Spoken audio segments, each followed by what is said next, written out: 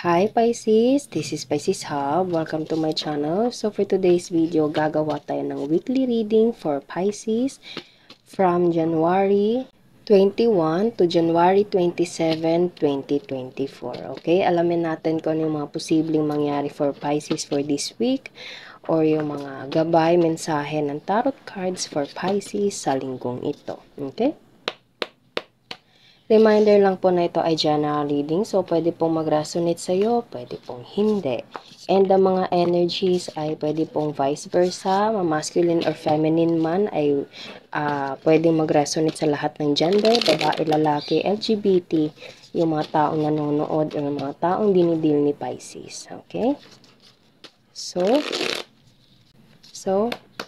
ano po ang message po for Pisces sa linggong ito? Okay, so there's Knight of Pentacles and Nine of Wands. Okay, so there is something na darating for you, Pisces. It's either this is a money opportunity. Okay, medyo matagal nga lang, medyo mabagal nga lang, pero darating siya. Kaso, there's a Nine of Wands. It's either this is your energy, Pisces, or there is someone na ganito yung energy na parang hindi agad nagtitiwala or something na parang sugatan. Okay? Hindi naman sugatan na literal, no? Pero parang something na parang ang dami nang pinagdaanan, especially kung financial, pang-araw-araw, okay?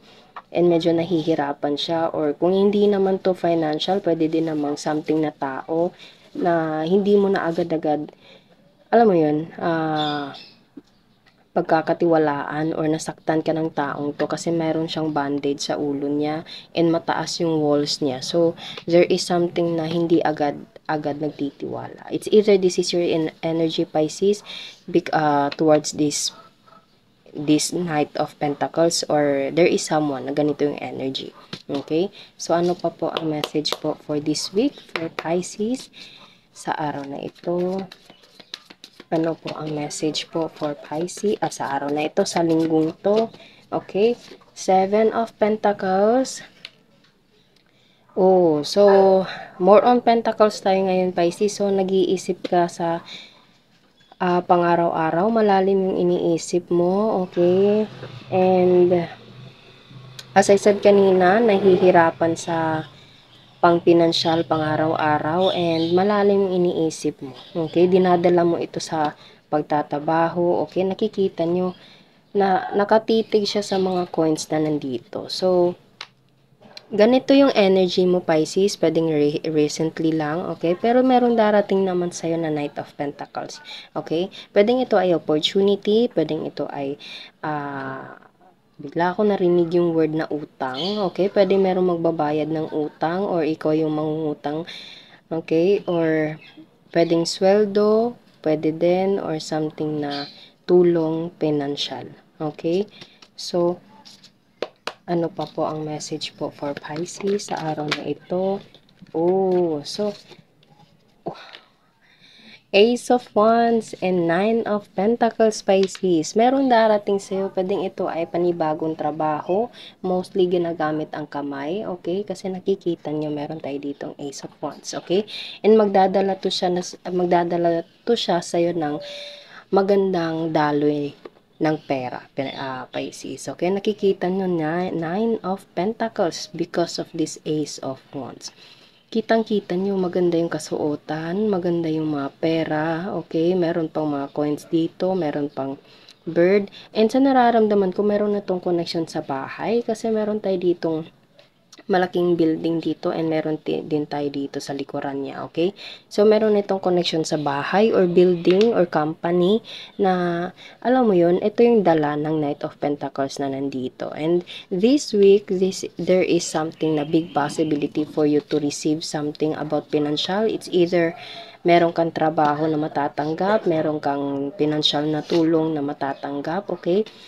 And sobra itong makakatulong sa'yo, lalo na more on financial tayo ngayon dito, ang ngayong week na to, Pisces, okay? There's a Nine of Pentacles, Seven of Pentacles, and unang-una Knight of Pentacles, okay? And there's an opportunity for you to receive. Okay, pwedeng ito ay merong connection sa kahoy or sa bahay, okay? Or more on kamay yung ginagamit. Okay? Bottom of the deck is the Judgment. Wow. This is guided by God. This is something na parang tulong ng Panginoon, tulong ng universe para sa iyo, Pisces, okay? And hindi lang ikaw yung magbe-benefit, maraming tao dito. Okay? Nakikita niyo there's an angel na alam mo yun, meron siyang pinapatunog na trumpet and lahat ng tao magbe-benefit. Okay? So, wow, sobrang ganda ng pang-pinansyal ngayon na week, Pisces, okay? Lalo na't meron tayo dito unang-una Knight of Pentacles, darating for you. And ang pinaka-last dito is Nine of Pentacles, okay?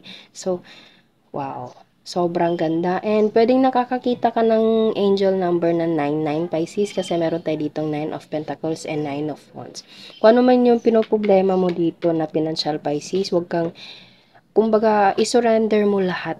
Isurrender mo lahat. Humingi ka ng tulong sa ating Panginoon, sa universe, sa kung kanino ka man naniniwala. And naway tulungan ka sa pangaraw-araw na pangangailangan. Okay? And darating ito sa'yo in God's perfect time. And lalo na ito sa Ace of Wands. Okay? And also, this card pala represents something as answered prayers. So, wow, sobrang ganda ng week na to, this reading, lalo na kung naghahanap kayo ng money reading, Pisces, financial reading, ito na yon. Okay? So, yun lang po ang ating reading for this week from January 21 to January 27, 2024. Okay? So, yun lang po, Pisces, ang ating reading. Naway nagustuhan nyo po. Huwag nyo po sanang kalimutan na mag-like at mag-subscribe po sa ating channel. And click the bell button para ma-notify po kayo sa next videos na i-upload natin. Okay? Thank you, Pisces, and God bless!